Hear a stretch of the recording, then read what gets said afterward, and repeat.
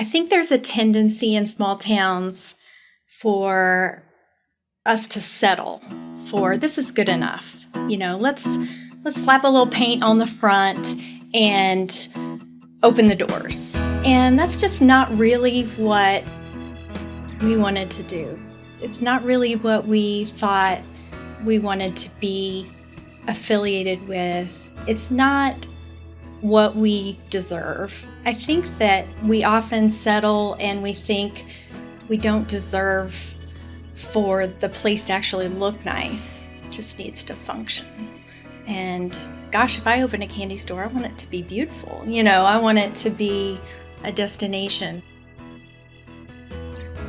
That's Beth Barlow displaying the attitude that is making Humboldt, Kansas, a town of about 1,800 located 2 hours south of Kansas City, a destination in its own right.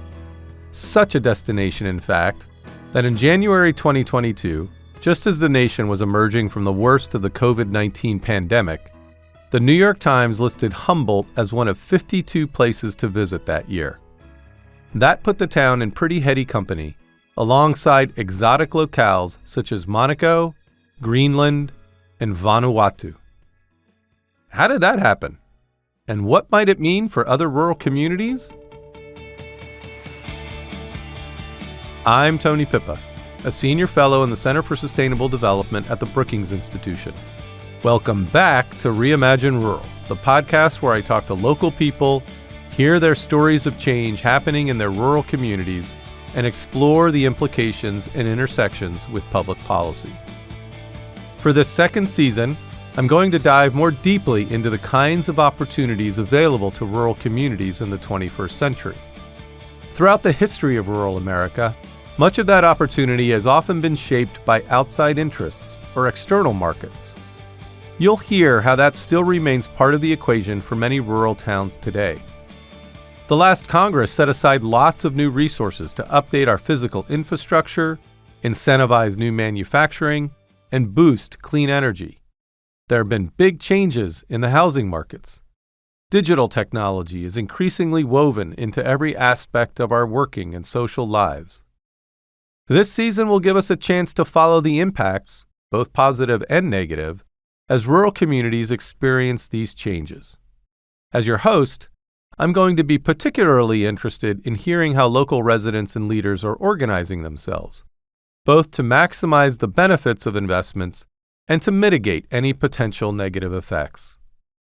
During today's episode, you'll have the chance to hear stories of renewal in two different places, Humboldt, Kansas, and the region around New Berlin in upstate New York. I'll dive more deeply into how the fortunes of these rural places are intertwined with major businesses that are headquartered there.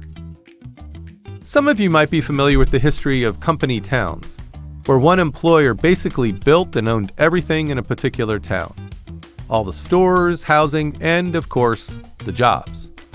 Some of them even had their own sort of currency called company scrip.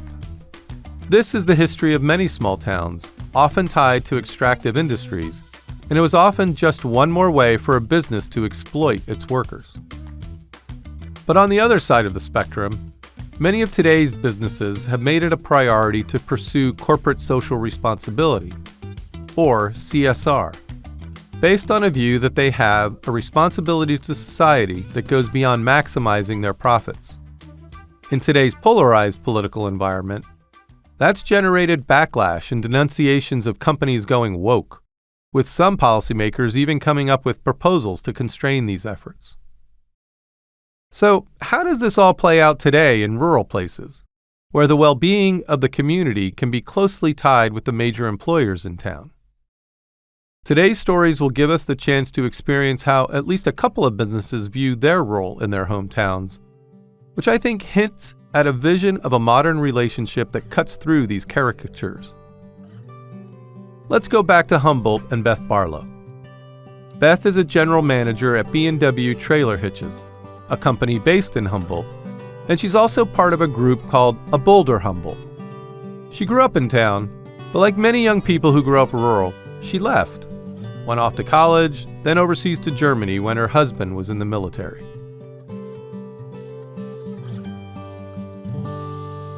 And that was quite an eye-opening experience for me, being exposed to the world. They had their first child in Florida and were flooded out during a hurricane. So we sort of thought, if it was ever time to move home, now's kind of the time to move home.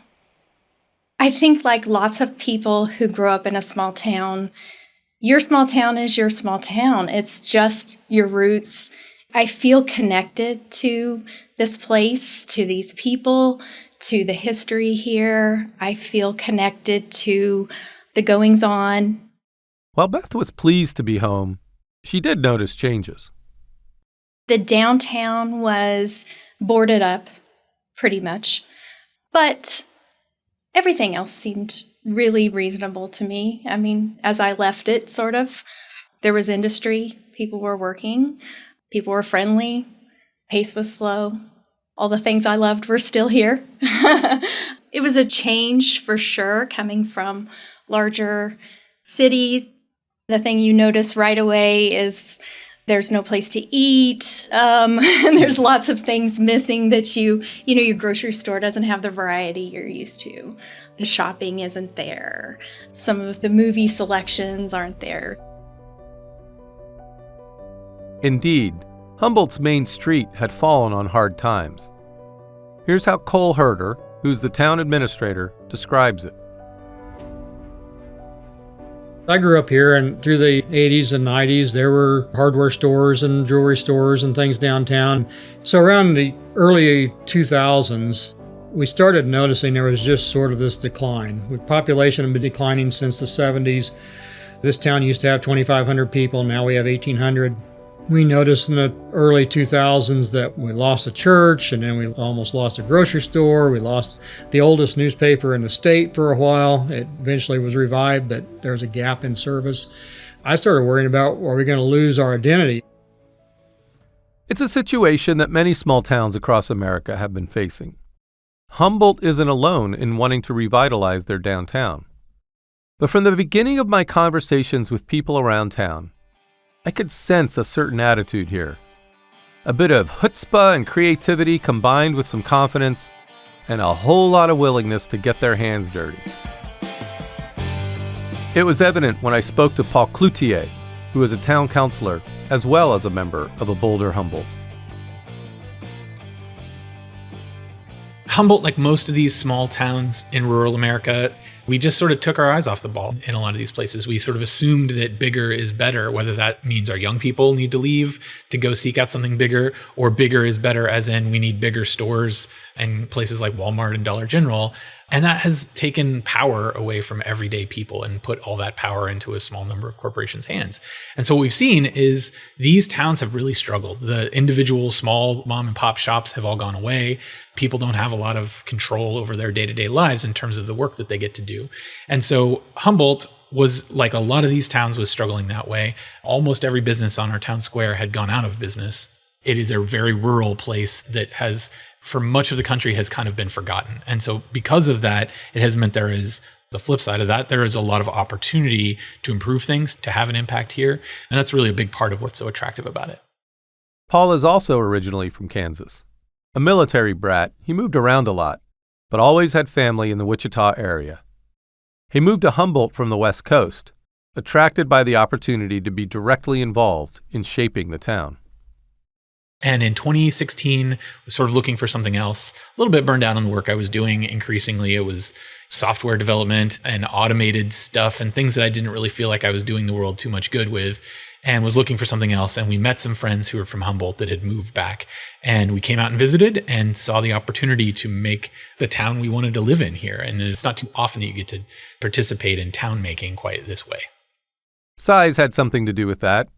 Paul allowed that in towns that are even just a little bigger, it might be more complicated to make progress or have an immediate direct personal impact. Plus, the culture of Humboldt had something to do with it too. There's always this kind of farmer-like mentality to like roll up your sleeves and get out some baling wire and figure out how to make this work. The other part, I think, that drives a certain amount of the nature of this place is this sort of general philosophy that many people here in town share, which is build the town you want to live in. And it's really as simple as that. What drives the work we're doing here versus, say, a traditional approach of economic development where you kind of do this very top-down, tax incentive-driven model where you got to get a big business in and then you have jobs and then people will spend money. That generally never works. And to the extent that you see it done here, it's almost always blown up in town's faces when that business eventually leaves. We see it the other way around, which is build a town you want to live in, build a town you want to spend money in, build a town you want to stay in rather than leave to go spend money somewhere else, and you will start to see regeneration happening. Well, that seems like a pretty bold statement for a place that some residents describe as in the middle of everywhere. 2 hours from Kansas City, Tulsa, Wichita, and Springfield, Missouri. And yep, that audaciousness is right there in the name of the group that is key to this revitalization. A Boulder Humboldt. A Boulder Humboldt is a purpose-driven organization that is really focused on 3 key things. There's a kind of for-profit commercial development aspect, which is fixing up buildings, getting buildings back in fighting shape, keeping them from falling down, getting to the point that they can be rented out or put into service in some way or the other. Second part is a not-for-profit economic development wing, which is focused on helping folks start businesses, in some cases starting businesses ourselves. We provide some sort of design services and various other support services for the businesses. What we're really trying to do there is get all of these small local businesses on an equal playing field against places like Walmart and Dollar General and other chain formula businesses, try to elevate them and give them that sort of running start so that they can kind of compete at that level. And then the third aspect is a kind of community development organization. And that's really focused on, as I said earlier, this idea of stitching together the fabric of our community back together a little bit by creating events and opportunities for gathering, anything that we can do to create the sort of emotional connection between people in our community so that they feel committed to the place for reasons that are not purely economic. It's one thing to have a job and a house here. It's another thing to feel like all of your friends and family and joy are rooted here.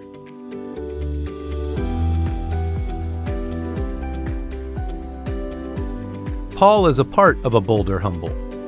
So is Beth and Beth's brother, Josh. There are 6 core members of a Boulder Humboldt and a number of people that help out in lots of ways. As we'll see later on a walk through town, the group is the beating heart of Humboldt's downtown renewal. But a Boulder Humboldt owes its existence to another local institution, B&W Trailer Hitches.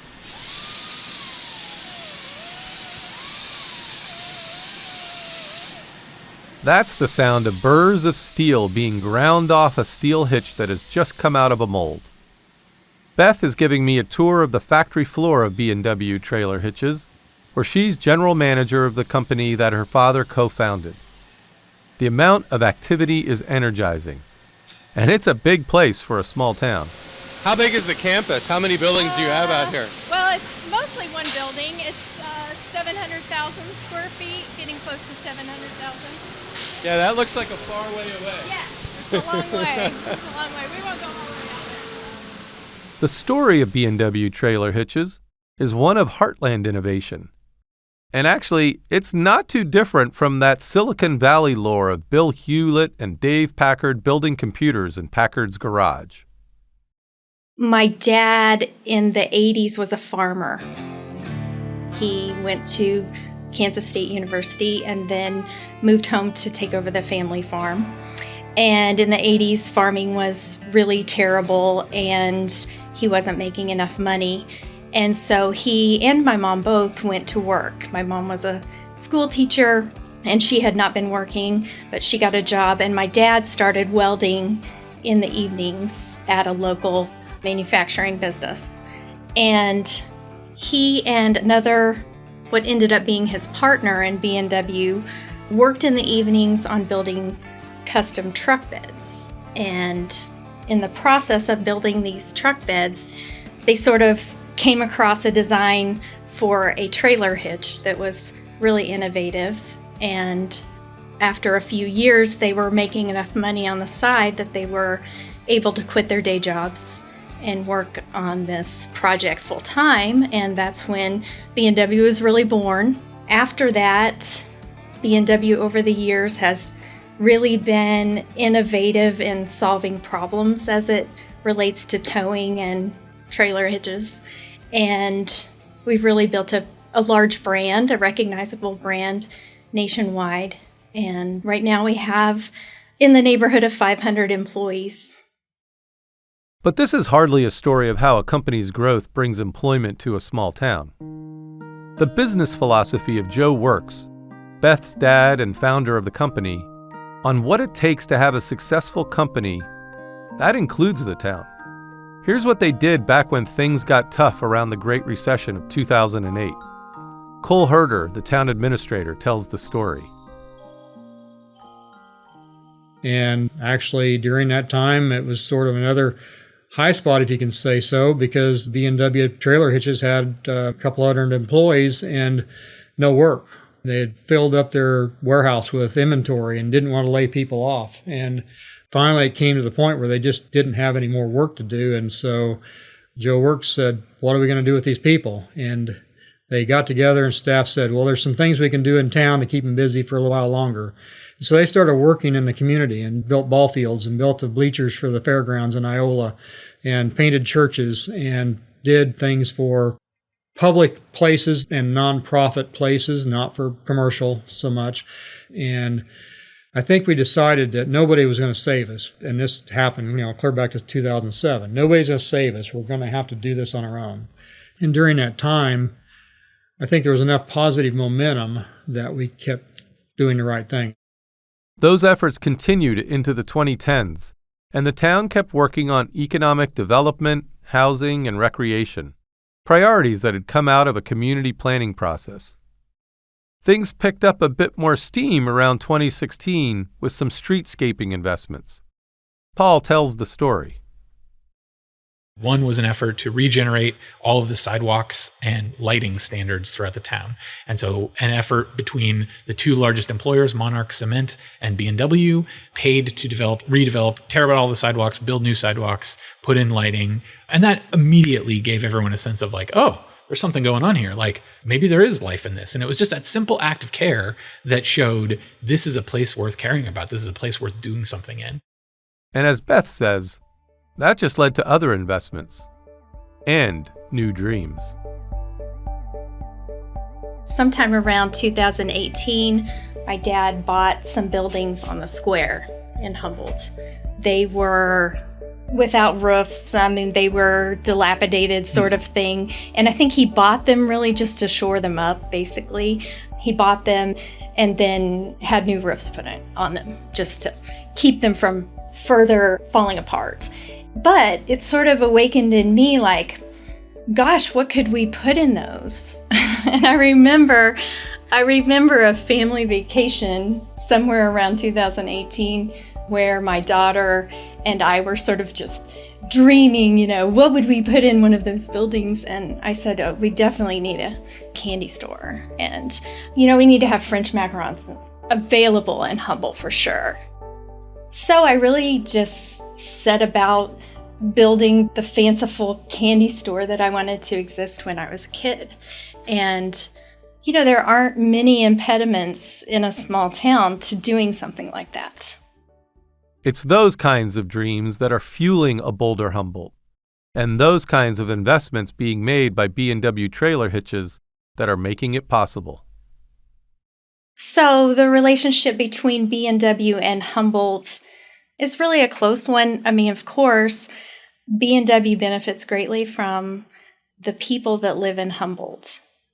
Notoriously ingenuity, hard work, a strong work ethic, sort of the qualities of people in this area.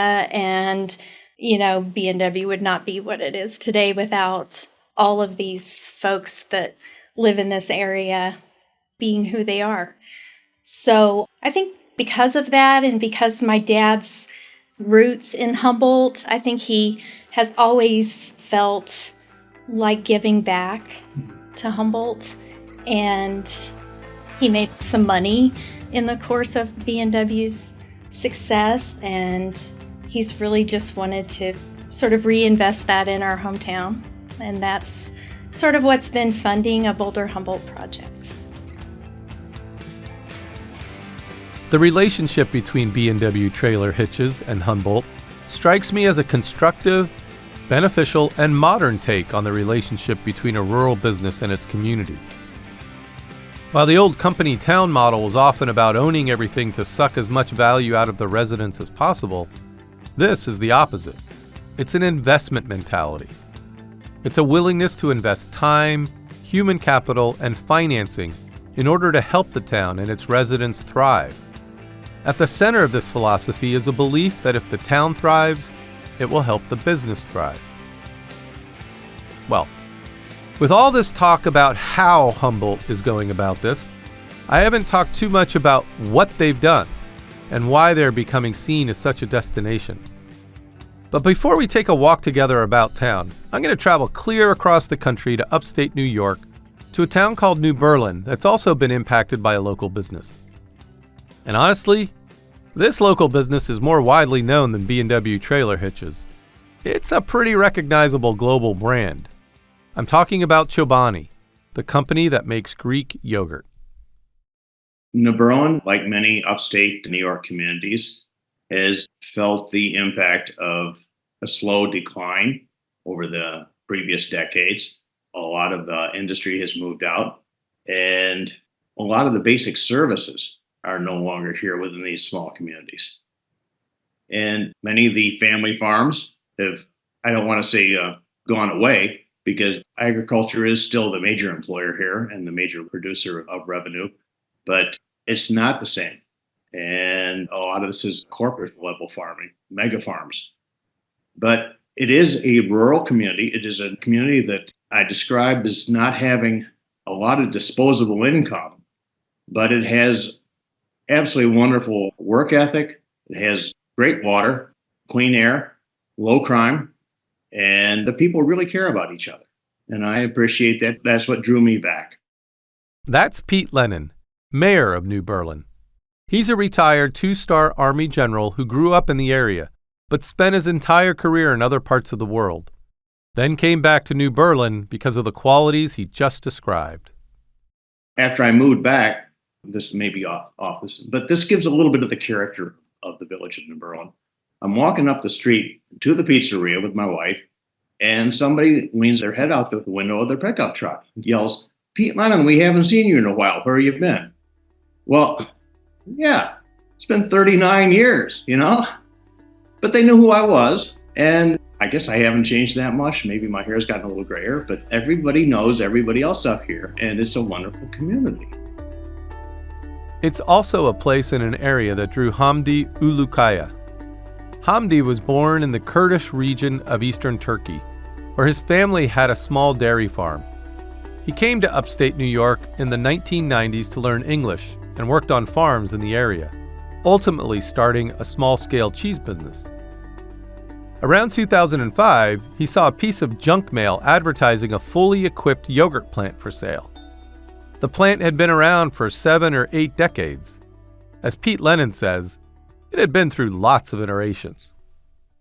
But while I was in college, I worked actually at the facility that was to later become Chobani.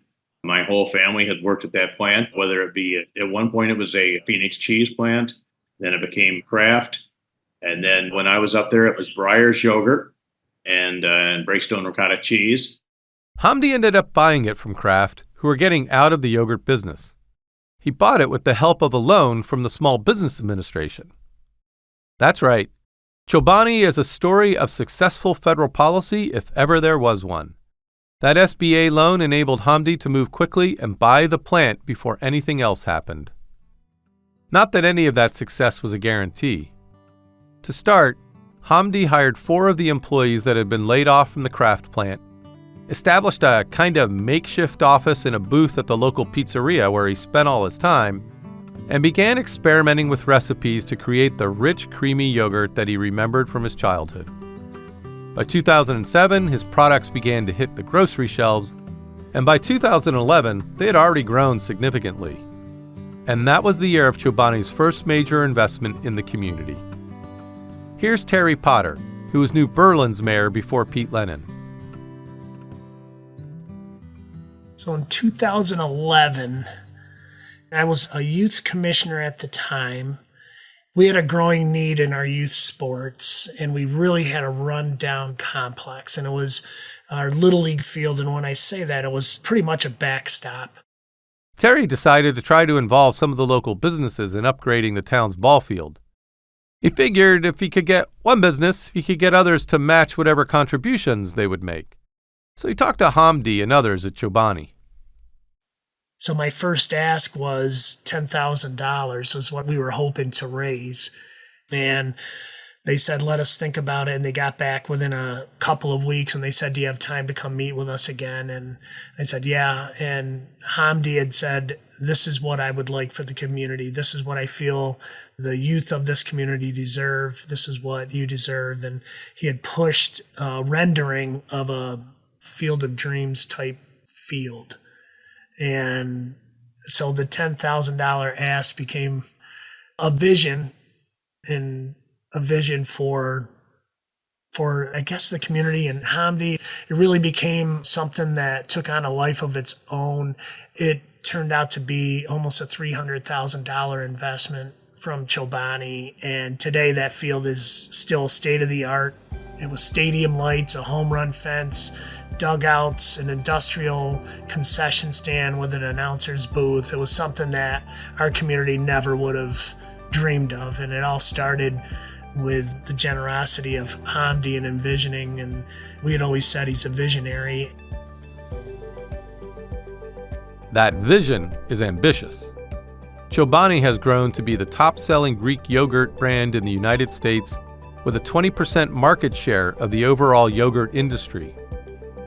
But while that vision is global, it also remains local. This is Don Brown, who eventually became Chobani's community impact manager. Don grew up in rural Waterville, a town of about 1,700, about 30 miles from the Chobani plant.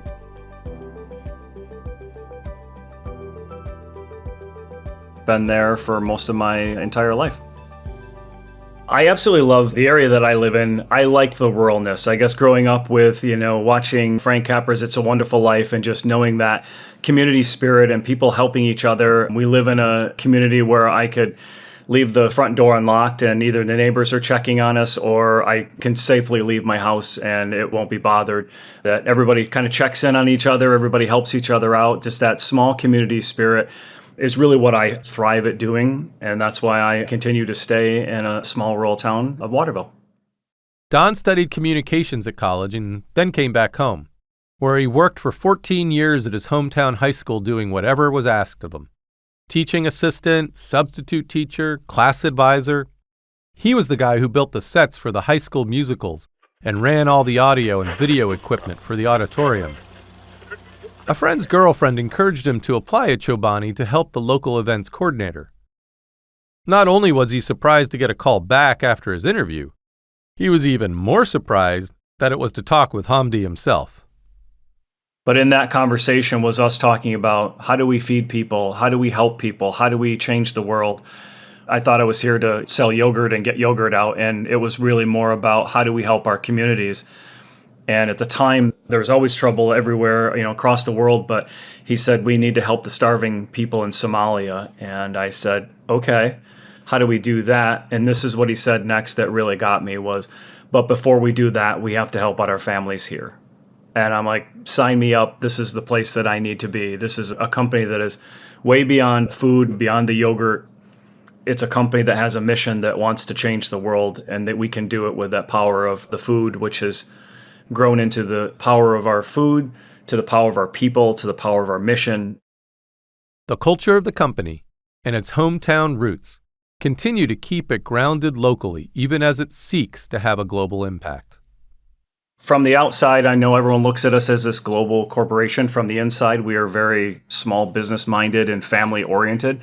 And from that first day that I started 12 years ago, it was about giving back to the community. We've done some legacy projects from a Little League field to some community centers to helping to build a firehouse, a fit path to help with wellness. And we've always wanted to give back and be a part of the community because the community has supported our growth. Without the community and without the people in this rural area that embraced Hamdi's vision and what Chobani has become, we wouldn't be the success we are today without that, for sure. Like B&W trailer hitches, Chobani sees itself as an investor in the town. Terry Potter, the former mayor, describes the investment in the community center and the firehouse. I mean, even fast forwarding to right before I did step down as mayor, the community center and the firehouse, that was another investment that they had made. And they had joked because this time I came prepared and I had a folder and with some ideas, and we were trying to get matching funds. We worked with the state, and that was when I had my folder ready and said, this is what others are doing. Do you think this is something that Chobani would consider getting on? And without hesitation, they said, let's learn more about this. So it's a beautiful structure on Route 8 as you're coming into the village of New Berlin. Instead of looking at an open field, you're looking at a brand new firehouse and community center, and it's called the Chobani Community Center. And then the firehouse is right there. So that's the first site you see now as you're heading north into the village, which brings a lot of pride to the community. Chobani proved how private and public relationships and just working together can really pull a community together. And we were able to build a $1.5 million firehouse and community center, and Chobani donated upwards of $700,000 to that project to see it through. As Don Brown mentioned previously, one of Chobani's main objectives is to reduce hunger. That's a charitable aim that fits squarely with a food company. But Hamdi is also a leader in supporting refugees. He's created a global coalition of 300 employers willing to employ refugees. And Chobani has a record of employing immigrants from its earliest days. How is this received in a small town in upstate New York? I asked Mayor Pete Lennon. I may be naive on this, but I think that the people up here realize that it is a combination of local, what I would call natives, folks such as myself, who are working out with the facility, and folks that are coming over here to transition from immigrant to producers in the elements of the American dream. And without both pieces of this, we wouldn't have a product. And it has been the waves of immigrants that have reestablished and reinvigorated the city of Utica. I mean, it is a different city than it was probably 20 some odd years ago. There are really very, very positive signs of life. And I think that the community up there realizes it. And I think that anybody who listens to the Utica TV station realizes this and sees that what the power is of folks that just happen to have a separate nationality of birth. And that this can be the area of the American dream. So I don't think it's as anti-immigrant as you would think if in fact it were an area that had not seen the positive impacts of having, I think there's maybe 23 different languages that are spoken up there at Chobani. I think that there's a lot of pressure to relook at the visas and work visas and things like that, just to see how do we take advantage of the folks that are here and want to contribute and want to be partners and want to be Americans and to leverage the capability and the platform that America provides. And, of course, just like many rural towns, they're providing new opportunities to keep young people here or to see their hometown as a place that they might return. Don Brown explains how some of his colleagues were students he used to see in his old job at the high school. We've got several manufacturers in the area and some really great businesses. We have GE Aviation, we have Raymond Corporation, which does forklifts. We've got Golden Artist Colors that does paint. We've got insurance agencies and really successful banks in the area. The jobs are here. Now, how do we get our young folks to be able to see that there are careers here? So at Chobani, at some of these other local places, and inspire them to yes, you can go away and you can come back, or you can get all your training here and you could start working at one of these places and you can work your way up. Personal story, as a teacher and senior class advisor, there are maybe 2 or 3 of my former students that are now working at Chobani, and one of them is now, I think, a high-level manager, supervisor, and I saw him the other day and I said, 12 years ago, we were both sitting in a classroom. You were my student. I was the teacher. Here you are excelling at what you do, and I'm on a whole different career path. And I said, I don't think I could be more proud of seeing that happen. Mayor Pete Lennon sums up what he thinks Hamdi and Chobani has meant to New Berlin.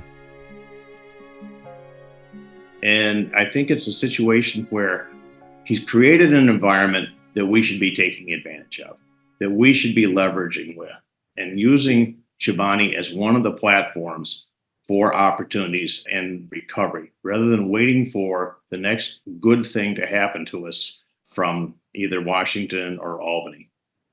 Good things don't happen to you. Good things happen for you when you work. And that's what I see in the direction that I hope that we're moving in. That New Berlin is believing in itself again.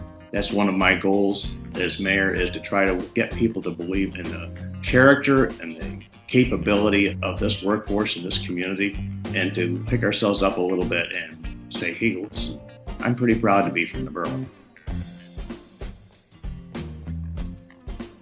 Pride of place. I hear a lot about its importance in the towns that I've been visiting for the podcast. But I have to say, Humboldt, Kansas is putting its own audacious spin on this. By being willing to work so hard to make their community their own one-of-a-kind place, it's easy to see why they've attracted outside attention as a destination. Let's take a walk with Paul Cloutier.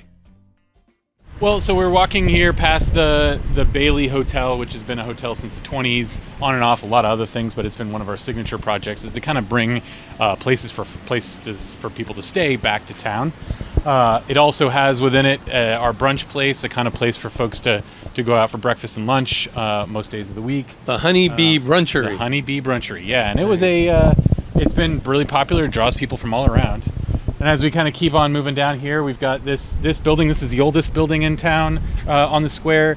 This houses the Hitching Post, a kind of honky-tonk, a local bar, music, deep whiskey selection, and gathering place. But it was a really interesting project where we really had to try to be true to what it was, but really rebuild the entire building while we were going along. We passed a couple of hip clothing stores, Beth's candy store that frankly feels like a portal to Paris, a couple of Airbnbs, and some buildings that were still being gutted. This building here, this is a great example of kind of where, well, this is beyond where it was when we started, but this is one that's under construction now. When we first started this project, we put the shave ice stand in here, and it was in pretty rough shape. As you can sort of see, there's no floor, there's no ceiling, there's very little of even of the facade left, but it is now underway, being redeveloped and gutted. Had to dig out the basement. We're gonna have to rebuild the floor, rebuild all the various stages. But the idea is to have retail downstairs and kind of residency upstairs as well. Looking at the state of that building in person gave me a good sense of the amount of hard work and elbow grease that a Boulder Humboldt has put into this revitalization. They are not just about designing and doing the project development. They are getting their hands dirty. This is the Fussman building, just an extraordinary bit of Richardsonian Romanesque architecture, just lovely brickwork, these great cast iron columns. The Fussman building is already home to a golfing simulator called Sticks, where people use projection screens to hit golf balls. There's a sort of sports bar in the back with other screens that make it popular on a Friday or a Saturday night. A bookstore is also going into the building, and just looking at the space, you can imagine it will be comfortable and, well, unique to Humboldt. When you think about the advantages of a place like this, you think a lot about the value of the small, the things that are the small. We have a lot of large things in this world, and the small is personal. It's unique. It's not something you can get at every single town. Increasingly, big cities are the same. Like whether they're Starbucks and Gaps, or whether or not they're unique, but they're all kind of unique in the same way. So the idea here is that we can have something that is rooted in the place and has some unique qualities that really feel like the area, something that you can only find in Humboldt is kind of the idea. As a destination, it's hard to, this is one of the few ways you can get folks to come to a place like this, is be a destination, be the place that you can only get that in that place. As we looked at the adjoining demolition, we found a perfect example of what Paul means. There's still a little bit of demolition left happening in here. It was interesting in this one, when we took the floor up, we found an old well, which is still right in smack in the middle of the floor. You can look down into it, an old stone well, and there's a great story about how during the Civil War, when the Confederates came to town to burn the town, somebody stashed all of the town deeds and documents in the well, roughly at this address. So it's possible that's the well that saved the town's, history. That at some point, we're certainly going to put a piece of glass over it and say that's what the case was. That's a great story.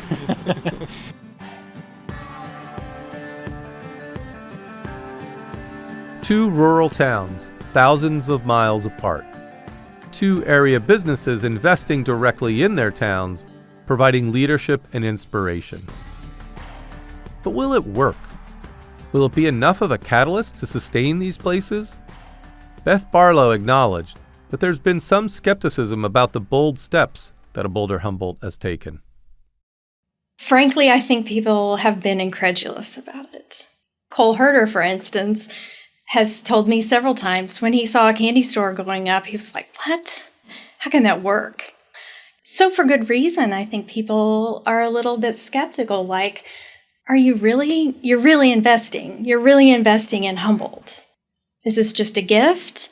Or is this something viable? And to be honest, I think the question hasn't yet been answered. For now, it's a gift, but it's a gift with a lot of hope behind it and sort of a master plan. Part of that master plan is to customize and experiment with different approaches. Here's Paul describing one approach to establishing new businesses.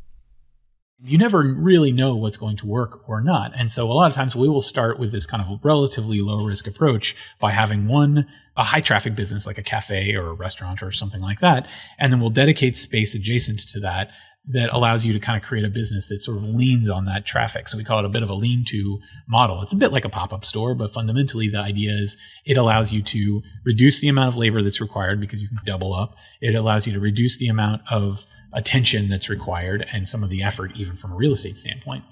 And then after about a year, it's like, all right, this is working great, and now it's worth spinning out. Or maybe after a year, you're like, well, this wasn't as successful as I thought. Let's go ahead and either retool or perhaps not proceed with this idea. And it's that kind of both sort of iterative model of incubating things and testing and sort of adjusting in a relatively low risk way that allows us to sort of get a lot done here.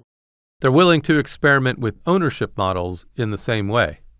We have a lot of different approaches, a lot of different ownership models, a lot of different business types here in town where we're experimenting with reinventing the way that works. So on the one hand, it means sometimes a business is owned by a development organization that can sort of spread the cost out of this. Maybe one thing that wouldn't do quite as well is owned by something that also does pretty well. It's a little bit like that lean-to model where it allows you to spread the risk out a little bit by having it in a mix or a portfolio of other things that are going to do okay. We have other things where we have a kind of just a standard traditional private ownership model where you're renting a building or you own a building and you run a business in it. And we try to support that as much as possible because it's very simple and clean and legally it's easy. It doesn't require creating new weird contracts. And then a third approach we have is just simply nonprofit and recognizing that there are certain things that any town needs, but particularly our town needs because we want them, that are never going to be by traditional metrics successful businesses. They were never intended to be businesses. So whether that's a music venue or a music hall or any kind of cultural arts center or even things like our campground base camp, we operate many of these as nonprofits because we want them to survive, but we don't need to extract a bunch of money out of them. We need them to simply be here. Certainly both Humboldt and New Berlin are focused on investing in their young people and changing the narrative of their future, making sure that their youth see their hometowns as a place of opportunity, as a place for their future home. Cole Herder explains the motivation. The other thing we looked at, or the thing we discovered, was the majority of those businesses were run or owned by people that had grown up in Humboldt or this was their hometown. So that's where we focused on. We weren't going to draw the big corporations or the big manufacturing companies that were stationed in another state or another place. Our tact was to grow from within. We have very smart, intelligent people that are leaving to go do something somewhere else. So why don't we make it possible for them to stay, or at least make them interested in staying and grow their garage business into a real business, which is the way B&W started. He's been involved in designing a program for Humboldt's graduating high school seniors to help them think of Humboldt as the hometown they can always come back to, no matter where they are in life. Each graduating senior receives a mailbox painted black and orange, the school colors, with a card inside that says, "You're invited to make Humboldt your home, and Humboldt will always be your hometown." And so this card was an invitation that never expires.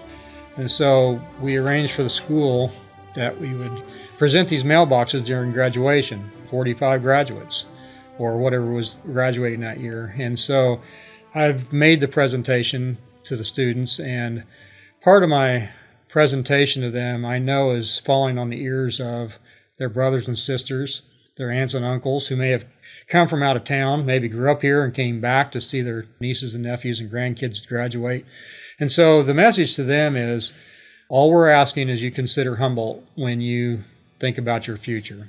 So when you go out, we want you to go get your education, and we want you to go work in corporate world or in some other place and learn those trades, learn the trade secrets, and then when the time is right, ask yourself, is it time to go to Humboldt? And go back, and when the time's right, you're welcome to come back.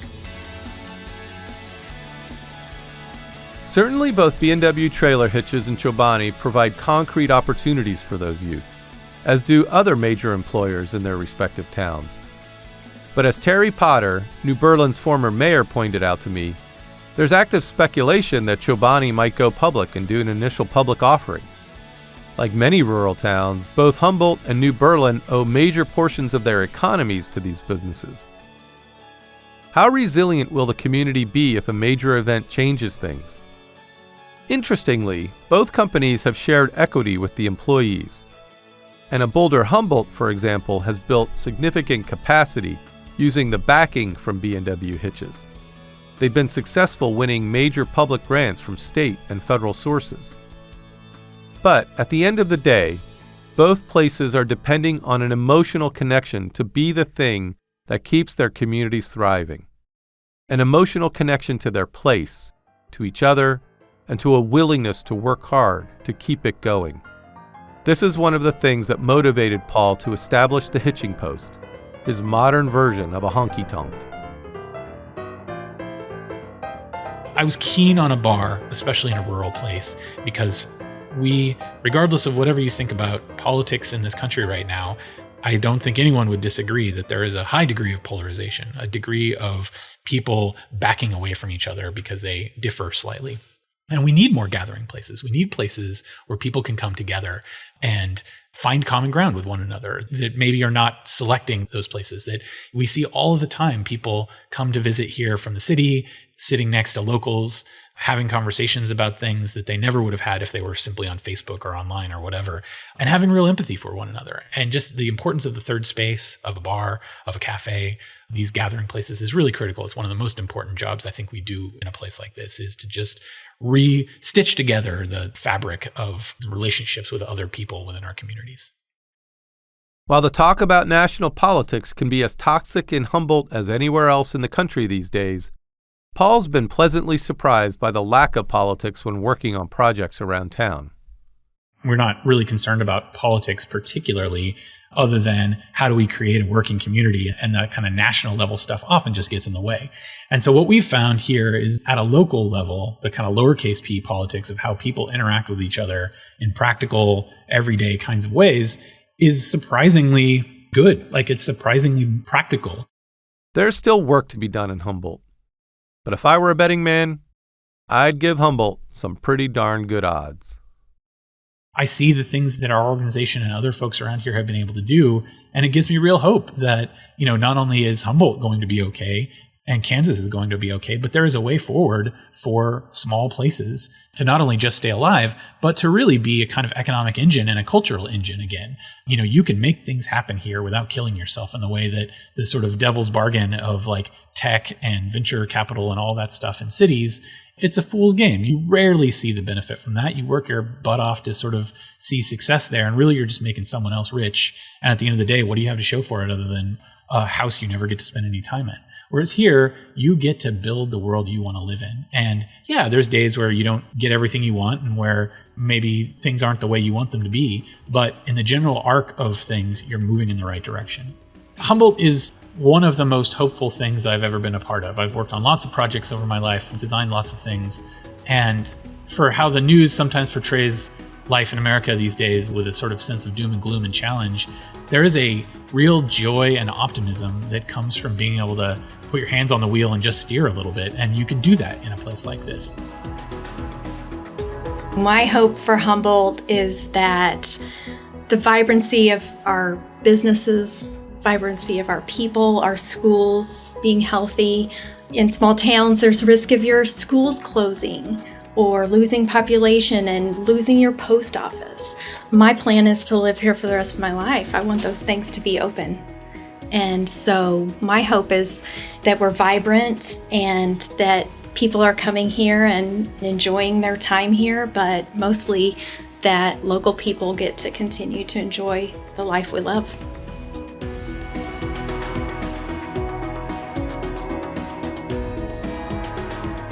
Both Humboldt and New Berlin are towns on their way to sustaining that vibrancy, thanks to the support and investments of anchor businesses. Company town, corporate social responsibility, call it what you will, but for these rural towns, it's about relationships, partnership, and mutual sustainability. It is helping hometowns be bold. Thanks for visiting with me.